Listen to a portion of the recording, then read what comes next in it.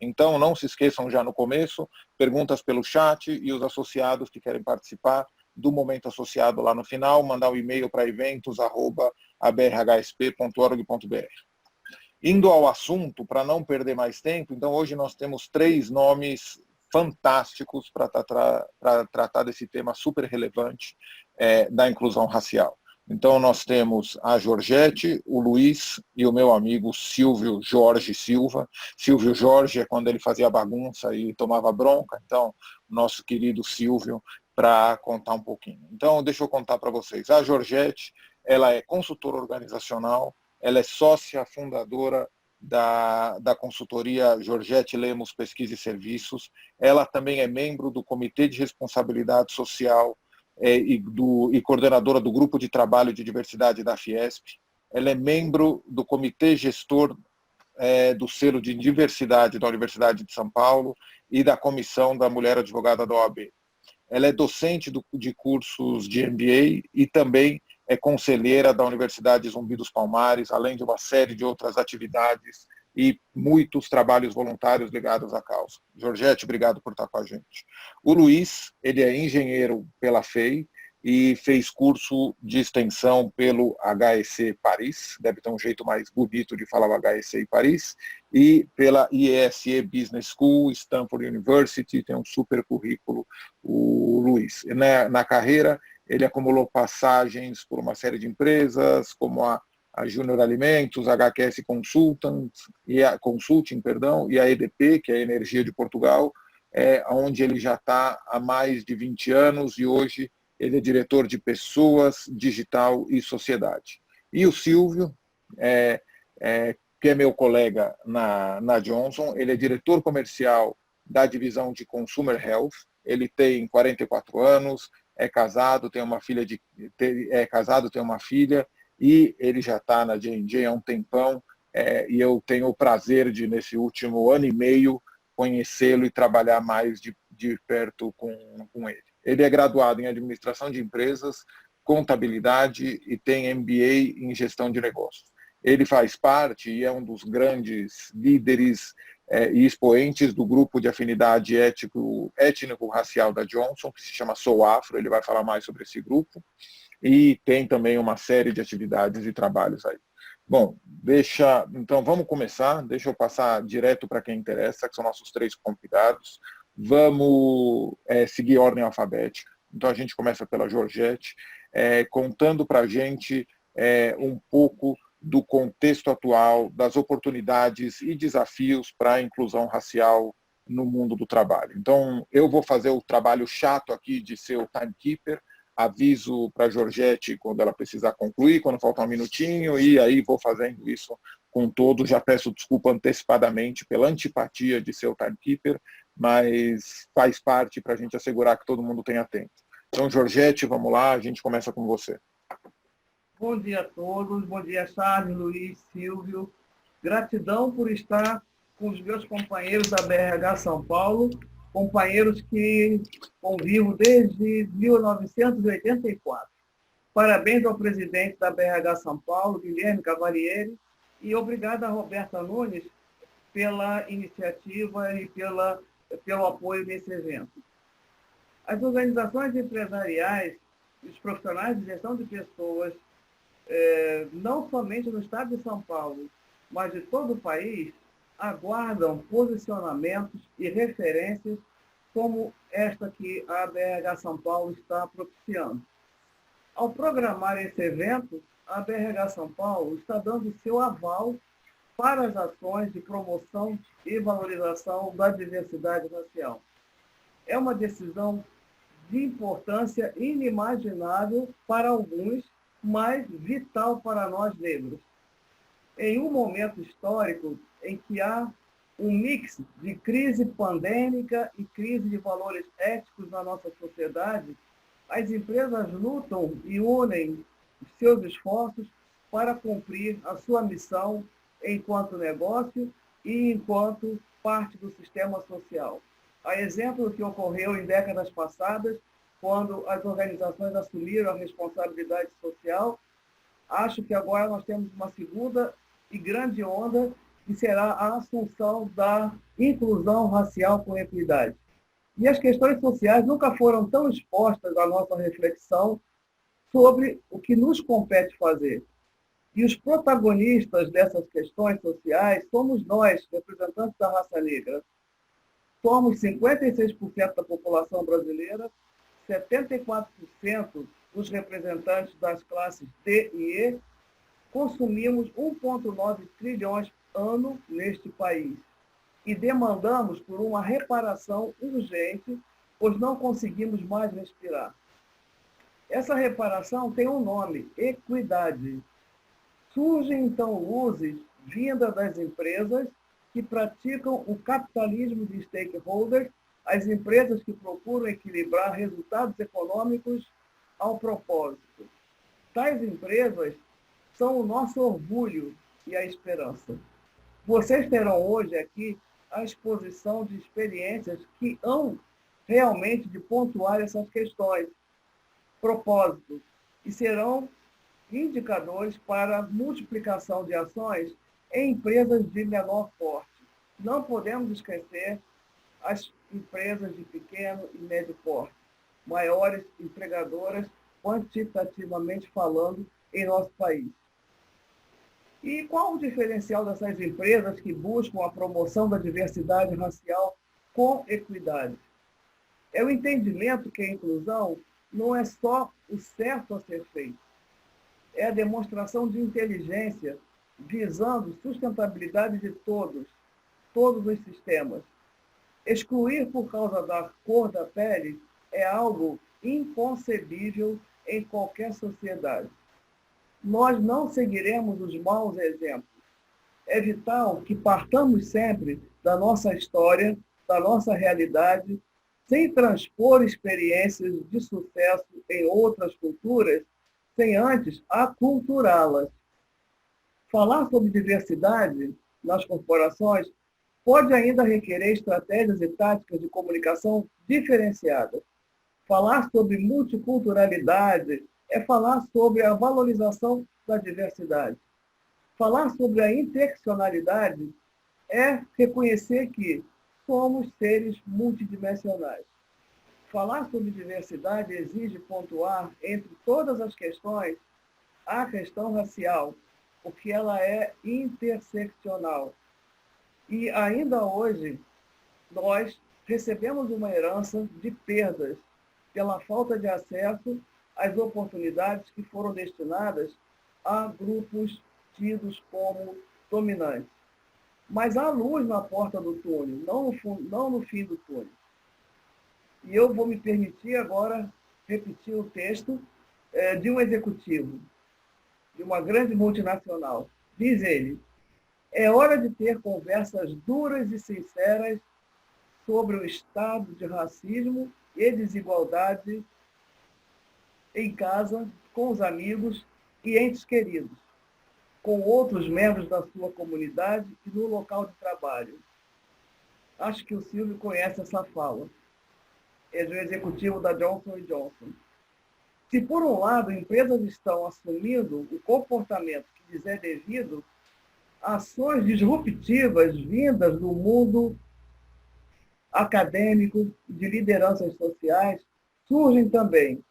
E, como o meu tempo já está terminando, eu quero deixar aqui para vocês a instigação de tomar conhecimento sobre o movimento A, que é um manifesto intitulado como Vidas Negras Importam, que propõe 10 metas para reduzir o impacto do racismo no Brasil, e que está sendo lançado, foi lançado dia 30 de junho, e está sendo capitaneado pela Universidade Zumbi dos Palmares.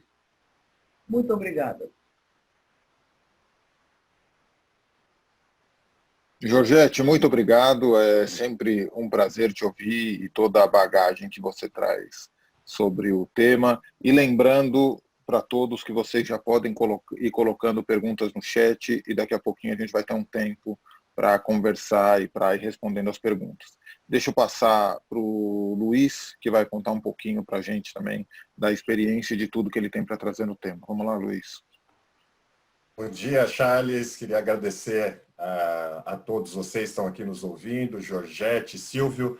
E em 8 minutos é difícil, né, Charles, falar sobre esse desafio, né? Mas, rapidamente, né, a EDP é uma empresa de energia portuguesa, então tem uma conexão muito forte, né, com a origem desse país, quer seja a origem indígena ou a afrodescendente, né? E eu tenho o privilégio de trabalhar nessa empresa, sou co-diretor de pessoas digital e sociedade, ou seja, eu tenho a mesma função, tenho uma colega que tem o mesmo cargo e trabalha comigo, então eu um executivo negro e ela uma mulher branca, uma junção fantástica, inovadora, uma inovação de gestão, e a gente lidera essa equipe, né? Estou na EDP há 20 anos e posso dizer assim, fui o primeiro diretor negro, né? O executivo negro na EDP aqui Brasil, né?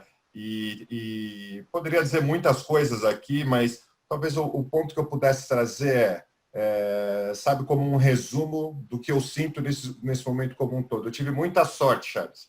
Por quê? Por causa dos aliados. Meus pais são migrantes, vieram do Rio de Janeiro. Meu pai é metalúrgico, trabalhou na Volkswagen por 30 anos, morou numa cidade periférica em Diadema, só que a minha sorte é que ele também era professor de judô. E por causa do judô, ele tinha uma academia de judô na frente de uma comunidade japonesa, que é raro de se encontrar, e essa comunidade me adotou. Então, me incluiu e mudou a minha ambição, me incluiu socialmente, me estimulou no estudo. Então, ou seja, a minha ambição mudou a partir dali, né? Então, a minha ambição ali que surgiu, me estimularam para que eu quisesse, que eu poderia fazer mais, e me trataram como igual, mesmo sendo diferente. E estou falando, eu tenho 47 anos, estou falando na década de 70, fim de 70 para 80, em plena ditadura. Isso fez um diferencial muito grande na minha carreira. Não somente isso, o esporte também me ajudou nessa inserção. Posso dizer também que entrei no escotismo. Tudo isso me ajudou, de uma certa forma, a ter um diferencial e me formei engenheiro de produção. Como você já bem disse aí da minha carreira, atuei em várias empresas, mas 20 anos na EDP, né? E na EDP eu posso dizer o seguinte, a EDP nunca senti racismo na EDP onde eu trabalho, né? Mas mesmo assim, quando eu olhei para o lado, olhava para cima, não tinha, por exemplo, diretores negros. Eu fui o primeiro, mas hoje já tem outros. Hoje nós temos 11% do nosso quadro de gestão de negros. A gente sabe que é um número que precisa ainda aumentar, mas é um número que tem crescido, né? Então, ou seja, eu posso dizer, talvez dentro desse aspecto, que a EDP está numa trajetória de humanização. E, ou seja, eu acho que o ponto principal que eu gostaria de deixar aqui, a EDP está, como eu disse, há 24 anos no Brasil, mas nos últimos 15 anos, desde o IPO, eu tenho alguns números. Sou engenheiro de produção, gosto de alguns números, né? Em 2005, no nosso IPO, a gente valia 3 bilhões de reais. Hoje, a gente vale 11 bilhões de reais. Mas nessa trajetória de 2005 a 2015, 10 anos, a gente dobrou de 3 para 6 bi. Agora, de 2015, quando a gente iniciou esse projeto de humanização, até 2020, a gente dobrou de novo, ou seja, na metade do tempo. Levamos 10 anos para dobrar e depois, quando a gente colocou o ser humano no centro, isso aumentou. A gente dobrou na metade do tempo, que mostra o quê? Que você consegue criar valor trazendo diversidade, né? E a nossa pauta dentro desse projeto Cultura, a gente criou um propósito em conjunto com 1.700 colaboradores, que era usar a nossa energia para cuidar sempre melhor. E quando você coloca essa pauta, que não é lucro a qualquer custo, e sim é lucro com qualidade, integrando todas as dimensões humanas, todos os stakeholders, como a Georgette colocou, a questão racial surgiu naturalmente. Mas antes da racial surgiram outras coisas. Uma empresa de energia muito perigosa, muitos acidentes. Focamos na vida sempre em primeiro lugar, o primeiro princípio. E nesse período, Charles, reduzimos 85% o número de acidentes. E depois essa caminhada foi avançando. Nós tínhamos o pior clima, o pior engajamento do Grupo EDP. O Grupo EDP está em mais de 14 países do mundo todo, né? Então, ou seja, tínhamos o pior índice. E hoje nós, por 5 anos seguidos, temos o melhor índice de engajamento da EDP no mundo. Criamos um movimento, um método da EDP, né, da Roda da Felicidade, que contempla do colaborador. Trouxemos a felicidade, essa palavra, no contexto de uma empresa de engenharia, que geralmente é tradicional, né? E tudo isso culminou o quê? Já no ano passado, a gente sentiu a necessidade de criar um programa de diversidade em 6 dimensões: gênero, raça, gerações, pessoas com deficiência, LGBTI+, culturas e espiritualidade. E nesse contexto, sim, a gente já tem vindo trabalhando na dimensão de sensibilização, de atração e seleção e, obviamente, no desenvolvimento. Na sensibilização, a gente tem tido aqui um treinamento muito interessante do e-learning aqui na EDP, com Suzane Jardim, uma educação antirracista, e mesmo eu sendo negro, eu vejo quanta coisa a gente tem que aprender, porque na escola a gente não aprendeu isso. Tive o privilégio de ler o livro Escravidão, Laurentino Gomes, um livro que, sim, me deu um norte do que aconteceu de 1500 a 1800 nesse país. Não sei se vocês têm noção que 12 milhões de africanos foram tirados da África nesse período até o Brasil, e desses 12 milhões, 2 ficaram no caminho, no Oceano Atlântico.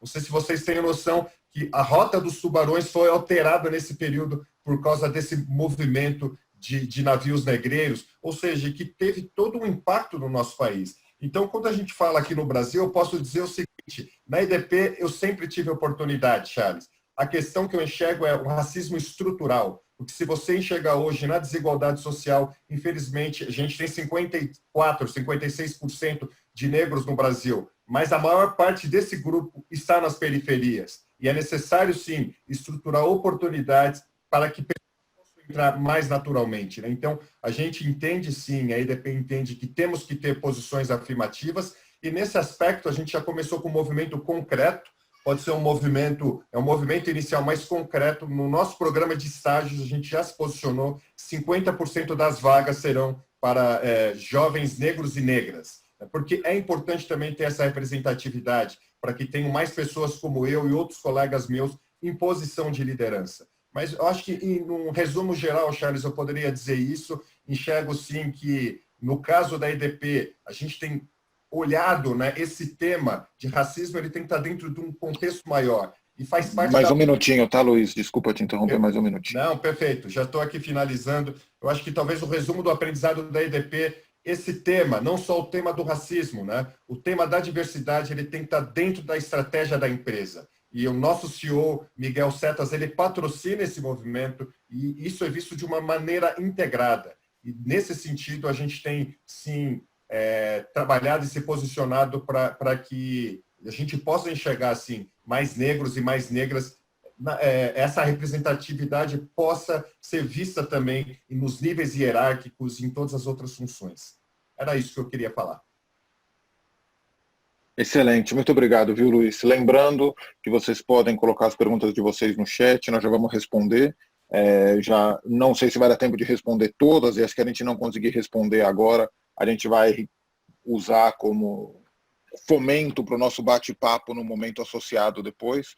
Se você é associado, só relembrando, e ainda não se inscreveu, precisa mandar o e-mail para eventos@abrhsp.org.br, e se você ainda não é associado, dá tempo de se associar para poder participar do momento associado nos próximos webinars. Deixa eu passar então para o Silvio, que tem uma história bem bacana e bem interessante para contar. Ô Charles, muito obrigado pelo convite, a BRH, a Gisele, a Roberta, a Janine. Parabéns aí aos meus colegas, Luiz e Georgette, em 8 minutos arrebentaram, trouxeram realmente bastante conhecimento. Eu estou muito feliz, Charles, de estar aqui com vocês hoje. Primeiro porque essa é uma causa que eu particularmente acredito desde o dia que eu nasci, afinal eu sou negro, sou baiano, vim de origem básica, né? Não vou falar pobre, mas de origem básica ali do ponto de vista social e econômico. E falar sobre diversidade realmente é algo que me encanta muito. E até adiantando um pouco uma possível pergunta, qual a possibilidade do negro, né, progredir na vida? Eu acredito realmente em educação. E o motivo que fez com que eu saísse lá da Bahia, lá de Salvador, entrando na Johnson, num cargo bastante básico, ali, bastante baixo do ponto de vista hierárquico, chegar aqui, né, hoje como diretor comercial da Johnson Consumo no Brasil, foi através de educação, né? Eu agradeço bastante a minha mãe, que a vida inteira investiu na minha educação, estudei em boas escolas, e isso fez com que eu tirasse um pouco ali da diferença do ponto de vista de desigualdade em relação aos brancos.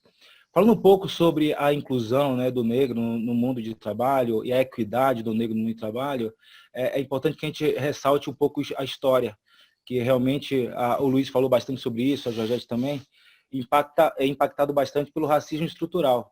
O racismo estrutural vem da onde? Vem da escravidão, né, onde os negros tiveram ali bastante impacto do ponto de vista de possibilidades, né, socioeconômicas, afinal, eles eram transportados como mercadoria, e o Brasil teve um impacto enorme em relação a isso, né? Foi o segundo país a acabar com a escravidão, é o segundo país de maior população negra no mundo, e isso após a escravidão gerou uma desigualdade imensa, fazendo com que os negros, mesmo livres, entre aspas, né, não tivessem as mesmas condições de igualdade de educação, social, econômica que os brancos tinham. E isso acarreta até hoje o que a gente vê, né? A gente vê os negros não participando de cargos executivos, os negros não participando de posições políticas importantes no Brasil, e isso faz com que essa desigualdade ela seja, cada dia que passa, mais impactante em toda a sociedade. Mas agora é um momento muito importante, né? Afinal, todo mundo está querendo discutir sobre isso, está querendo entender mais sobre isso, e isso vai fazer com que, de fato, as pessoas criem consciência, né? Eu falo bastante que o racismo, ele parte do princípio da ignorância, e só através da consciência e do entendimento do racismo, as pessoas começam a entender e como podem transformar, né, este mundo um pouco mais para as próximas gerações, em um mundo mais igualitário do ponto de vista racial. Eu estou na Johnson desde 96, há bastante tempo, e eu tenho realmente o privilégio enorme de estar nessa empresa, que é essa empresa que sempre destacou a importância da diversidade. Nós temos uma carta magna que é bastante conhecida aí por todo mundo, que nós chamamos de Nosso Credo, que foi escrito lá em 1943, e tem um ponto específico no parágrafo do credo que fala sobre diversidade, né? Que nós temos que considerar que todas as pessoas são iguais, independente da cor, do gênero, enfim, das suas escolhas. Então, a Johnson lá atrás, onde ninguém falava de diversidade, já falava de diversidade. Eu tenho uma felicidade imensa de trabalhar nessa empresa, uma empresa que estimula muito a diversidade. Nós temos, muito parecido com o que o Luiz falou, 5 frentes de diversidade dentro da Johnson, né, o que a gente chama de generacional, que é a geração que está entrando no mercado de trabalho agora, habilidades diversas, a Open and Out, que é LGBTQI+, Sou Afro, né, que eu tenho o prazer de liderar, Sou de alma, né, a tradução para o inglês, de alma afrodescendente, e o WLI, que é o grupo de afinidade de mulher. Então, a Johnson tem essas 5 frentes de diversidade, e a última, mais novinha, é a que eu lidero, a IRD de raça negra, né, de etnia, na verdade, raça é humana, etnia negra, que começou em 2018 e que trabalha fortemente em alguns pilares. O primeiro pilar é o pilar de comportamento. Afinal, a gente realmente acredita que só através do autoconhecimento, do comportamento, a gente consegue mudar, né, essa questão de equidade racial dentro das corporações e dentro da Johnson. A gente acredita que a palavra move, mas o exemplo arrasta, então o comportamento é muito importante. A segunda frente que a gente acredita muito é a questão da educação. Está investindo bastante em educação, o que a gente chama de afroalfabetização dentro da Johnson, que é para trazer conhecimentos, desde o racismo estrutural, o racismo institucional também, para que as pessoas entendam como o racismo ele foi criado, ele é impactado até hoje e como a gente pode mudar isso dentro das organizações. E o último ponto que a gente fala é sobre protagonismo. Protagonismo de criar de verdade uma agenda de diversidade dentro das organizações, seja dentro da sua área, seja dentro da sua empresa, dentro do seu ambiente familiar, enfim, de todas as suas conexões. Falar sobre isso é importante. Tem muita gente que quer falar sobre racismo, sobre equidade racial, mas não sabe falar, porque não tem espaço de aprender, né? Junto com os colegas, ouvindo a população negra e também as pessoas que conhecem bastante sobre esse tema, que eu particularmente sou muito feliz que está num momento, né, que todo mundo quer falar sobre isso, e muito bacana porque a gente tem a oportunidade de educar as pessoas, e só educando a gente consegue quebrar essa questão do racismo estrutural, que em alguns momentos, inclusive, né, foram criados no subconsciente, né? eu não vou falar sobre isso, mas a neurociência fala que alguns dos nossos atos e atitudes de hoje em dia foram criados lá atrás, onde não tínhamos, inclusive, a consciência disso, né? Quando crianças, por exemplo, a gente identificava que uma criança negra era uma criança que não era tão bonita quanto a criança branca, a gente nem sabia por que a gente pensava assim, mas, enfim, isso faz parte de um racismo que a gente, com fé em Deus, em todo o trabalho de todo mundo, a gente vai conseguir mudar para frente. Obrigado, Charles. Excelente, Silvio. Muito obrigado, muito relevante. Já estamos recebendo uma série de perguntas aqui. Por favor, fiquem à vontade para continuar mandando. Eu vou direcionando aqui para a gente aquecer esse papo, a pergunta para um de vocês três, mas obviamente os outros dois fiquem à vontade para interferir, para complementar também. Deixa eu começar com uma que eu também fiquei bastante curioso, então vou usar aqui. Como eu fiquei curioso e a pergunta apareceu, mandada pela Érica Domingos, e é para você, Luiz, se você pode compartilhar um pouco mais dos temas que vocês abordam no curso Antirracismo da EDP.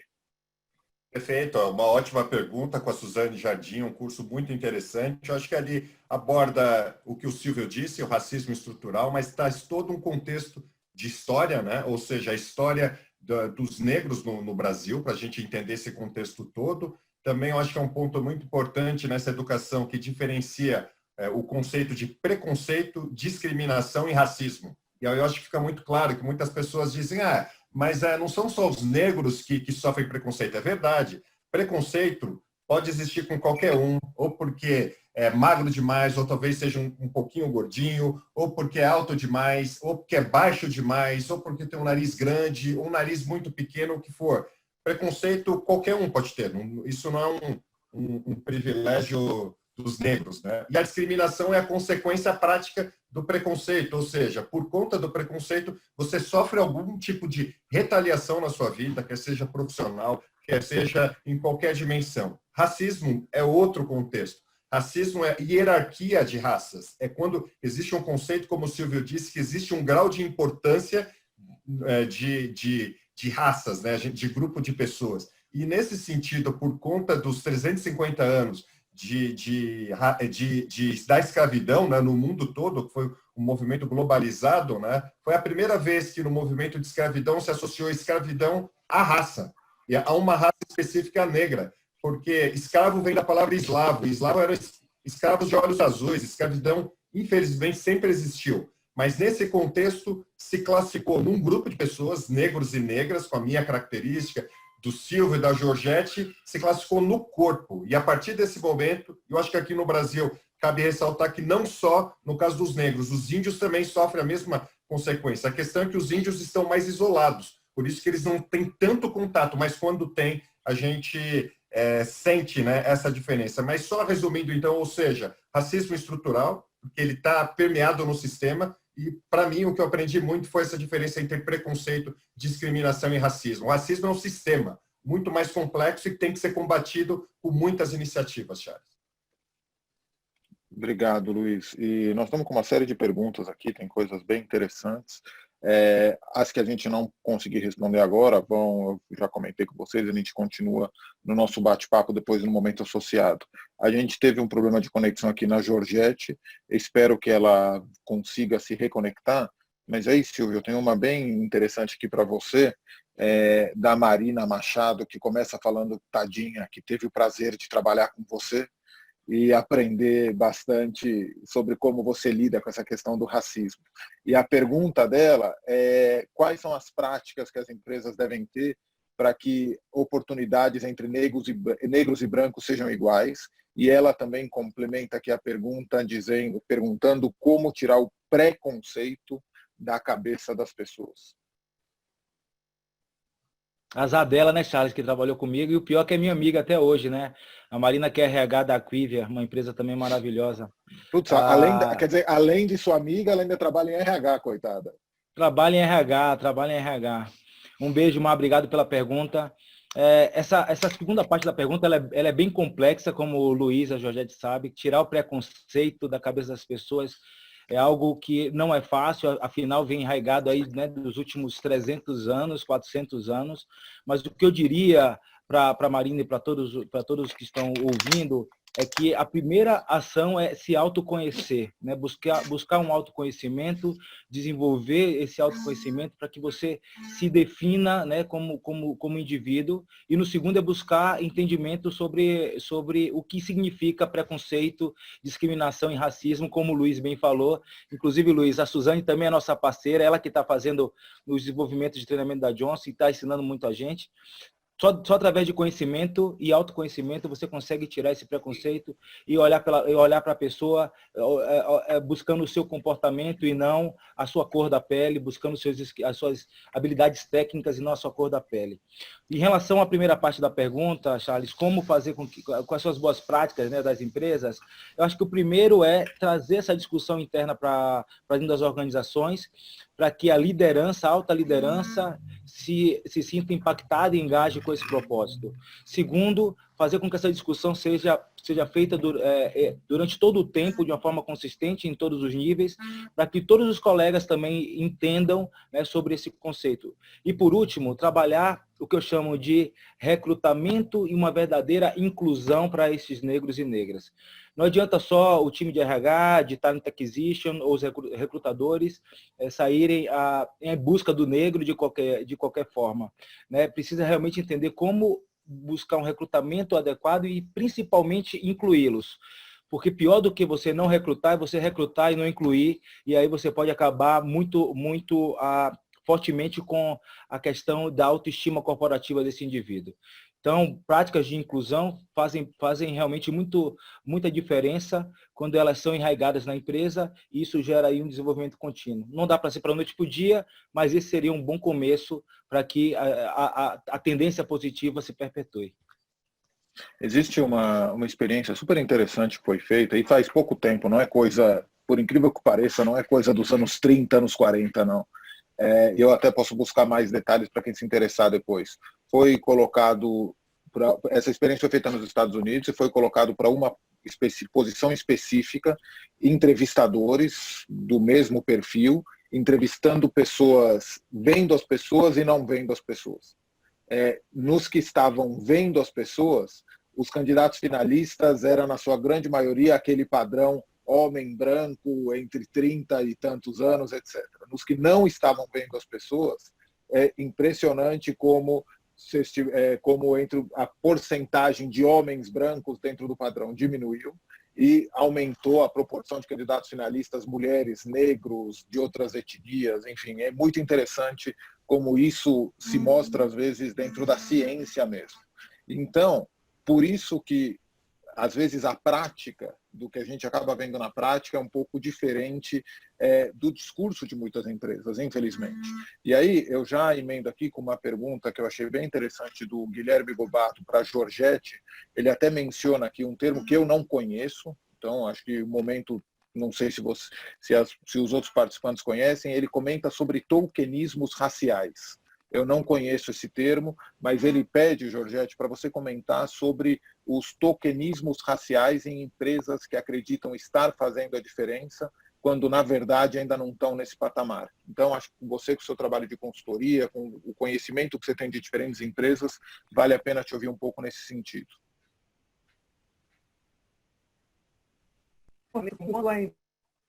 Ainda tem convicção que ela quer realmente promover a diversidade com equidade. Então, normalmente, ela suporta a entrada de uma, duas pessoas negras e atestam que nós aqui nem temos preconceito. Olha só, nós temos esses funcionários aqui negros.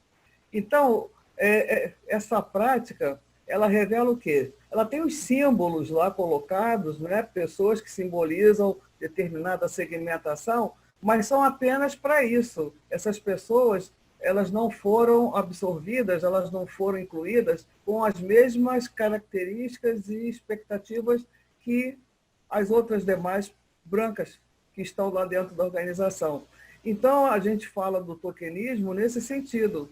É a prática de inclusão, entre aspas, porque, na realidade, não é uma inclusão, é apenas uma admissão, uma inserção no ambiente, mas sem perspectiva de desenvolvimento.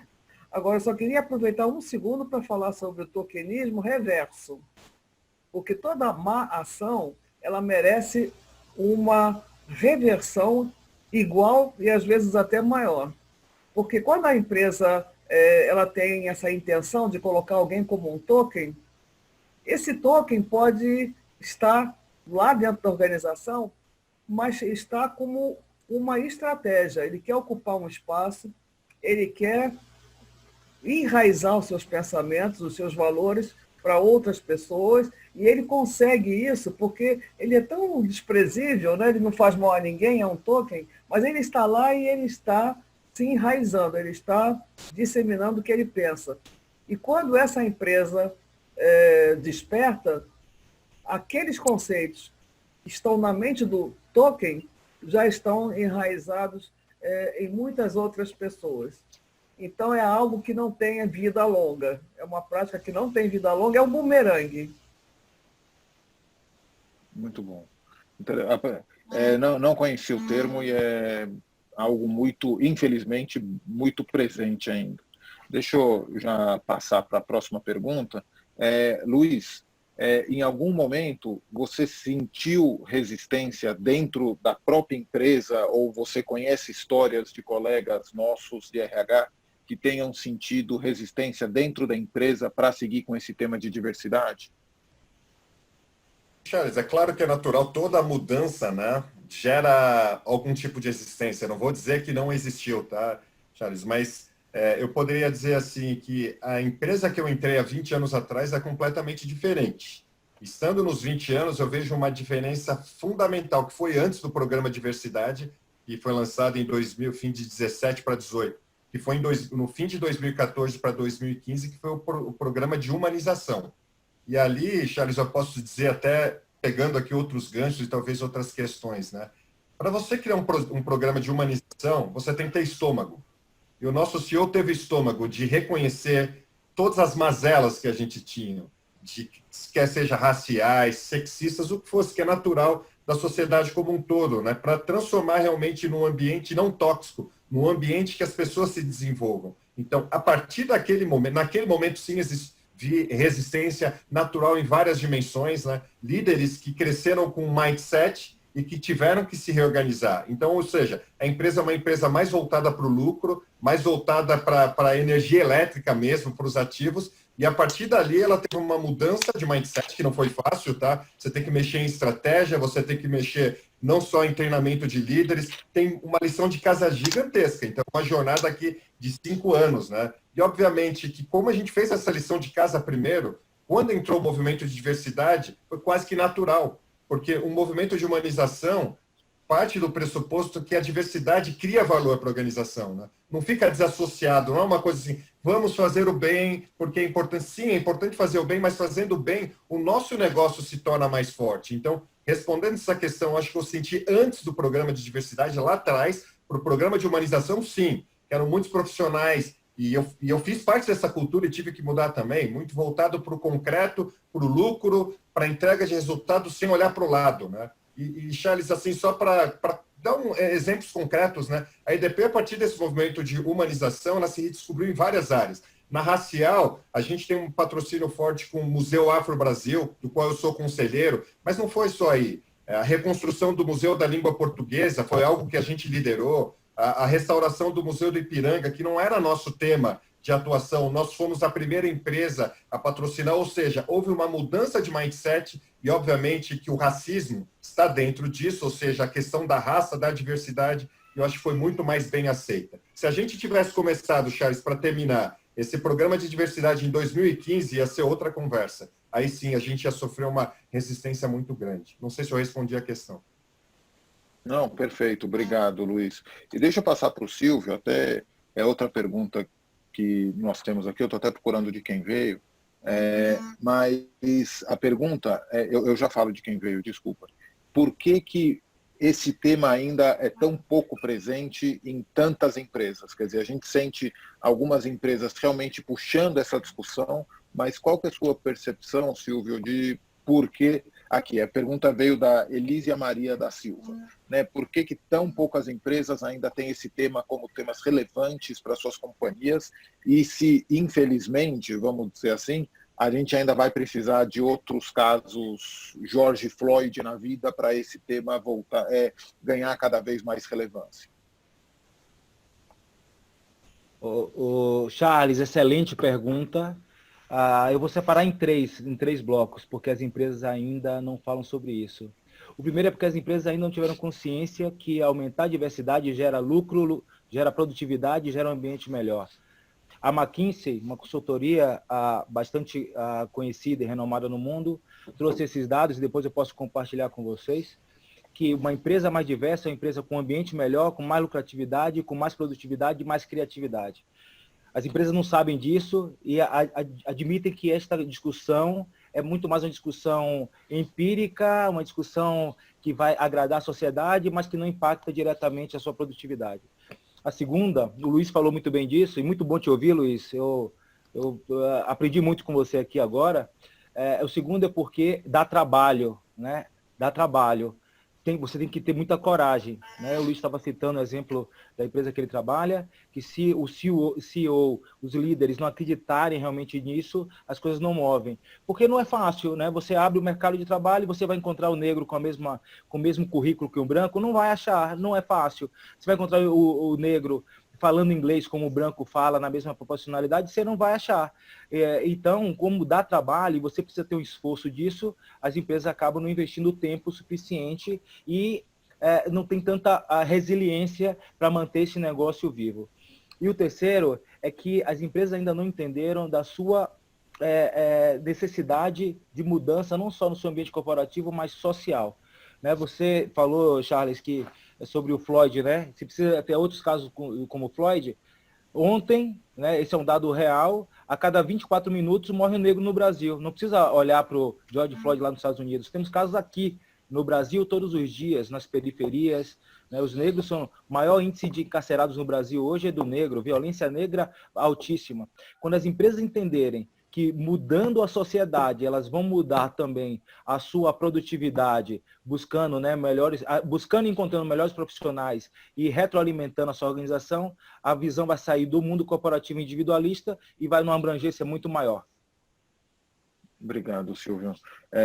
E deixa eu pegar, infelizmente, nossa última pergunta, e lembrando que o bate-papo, eu estou guardando um monte de coisas interessantes aqui para o bate-papo com os associados depois, mas essa última pergunta eu queria direcionar para a Georgette, porque, na verdade, quando a gente puxa um pouco a história, a gente vê a responsabilidade das multinacionais em trazer práticas para o Brasil.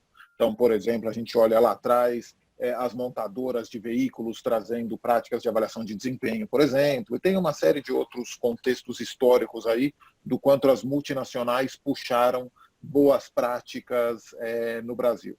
E o Luiz e o Silvio trabalham em multinacionais, mas eu queria ouvir um pouco da Georgette, e essa é a pergunta do Alan Pereira, se as multinacionais que têm essa responsabilidade de trazer esse tema como algo relevante para o país, e que medidas que a gente poderia tomar para esse tema para acelerar esse processo de inclusão e para que esse tema seja relevante não só para essas empresas que trazem isso das suas matrizes, mas genuinamente em pequenas, médias, nacionais, estrangeiras, em todas as empresas atuando no Brasil.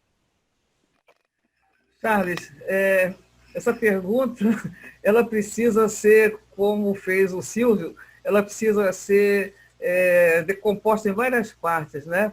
As multinacionais continuam alavancando essa questão, e se nós formos ver agora o estudo último da Exame 2020 sobre diversidade, nós vamos ver que das 96 empresas participantes, a grande maioria eram empresas de grande porte e multinacionais. Mas tínhamos lá também empresas de grande porte e nacionais. O que, na minha opinião, falta é promover especificamente esse tema para as pequenas e médias. E as parcerias para isso não são assim tão difíceis de serem pensadas, né? Quem é que aglutina pequena e média empresa? É só procurar essas organizações e começar a fazer também com as pequenas e médias esse tipo de abordagem que nós estamos fazendo aqui. Agora, talvez seja mais difícil ter essas pessoas atentas a essa questão, porque as dificuldades econômicas, as dificuldades de posicionamento dessas empresas, pequenas e médias, é menor. E na mente dos empresários, pequenos e médios, talvez o que venha é a urgência em ter como sobreviver. Então, eu acho que nós temos que ter esse assunto, sim, na pauta. As grandes empresas poderiam até apadrinhar as pequenas e médias para que elas possam alavancar essas práticas internamente. E fica aí a sugestão, esse apadrinhamento, esse monitoramento depois dessas práticas nas pequenas e médias. Excelente, obrigado, Georgette. E o caminho se foi assim, com outras boas práticas e boas mentalidades, e tomara que a gente consiga acelerar isso cada vez mais. Eu vou encerrar essa primeira parte aqui, roubando aqui um comentário do Cássio Santos, que ele fala que ele tem orgulho de trabalhar com o Silvio e ver o engajamento dele com essa calma de extrema relevância para todas as sociedades. Então, primeiro, também tenho orgulho de trabalhar com o Silvio, e segundo, tenho orgulho de ter participado desse momento aqui com o Luiz, Silvio e Georgette, aprendendo um pouco mais sobre esse tema, e eu acho que nós temos muito a aprender ainda. Nós temos muito a aprender. Eu, em um minutinho aqui que falta, guardadas as devidas proporções, eu faço parte de uma minoria também como judeu. E o preconceito, e até usando um pouco do que o Luiz explicou lá no começo, a diferença entre preconceito, entre racismo, mas eu partilho com vocês a minha própria experiência, que foi a vida inteira ter vivido o preconceito, ou o preconceito, que todos vocês já ouviram falar, de que judeu é tudo rico. E muitas vezes na minha vida eu ouvia: você não precisa trabalhar, você não precisa disso, porque judeu é tudo rico, seu pai e sua mãe devem ser ricos. E, enfim, infelizmente não podia levar todo mundo que me falava isso para conhecer a situação do meu pai e da minha mãe, ou tudo isso. Mas o quanto, e de novo, guardado as proporções, mas o quanto esses preconceitos e muitas vezes machucam, né? Porque de um lado eu tinha as pessoas falando que eu era rico, ou que eu vinha de família rica, que o judeu é tudo rico, e do outro lado eu tinha aquela pilha de boleto para pagar em casa, que todo mundo tem, e a gente faz a conta no final do mês para ver se vai dar para pagar. A gente passa agora para o momento associado. De novo, agradeço demais a todos que participaram, e agradeço muito ao Luiz, ao Silvio e a Georgette por tudo que eles falaram. Lembrando que os associados que ainda não se inscreveram no momento associado, é só mandar o e-mail para eventos@brhsp.org.br. Quem não é associado e quer participar do momento associado nos próximos, entra no nosso site, ou também pode passar um e-mail para o eventos@brhsp.org.br, que a gente direciona a vocês. E agradecer demais. Temos 10 minutinhos de intervalo, só migrar de um link para o outro e a gente continua essa conversa lá. Obrigado aos 3 panelistas e a todos. A ABRH São Paulo trouxe até você mais um conteúdo relevante. Muito obrigado e até o nosso próximo encontro. ABRH São Paulo. Conhecimento e desenvolvimento.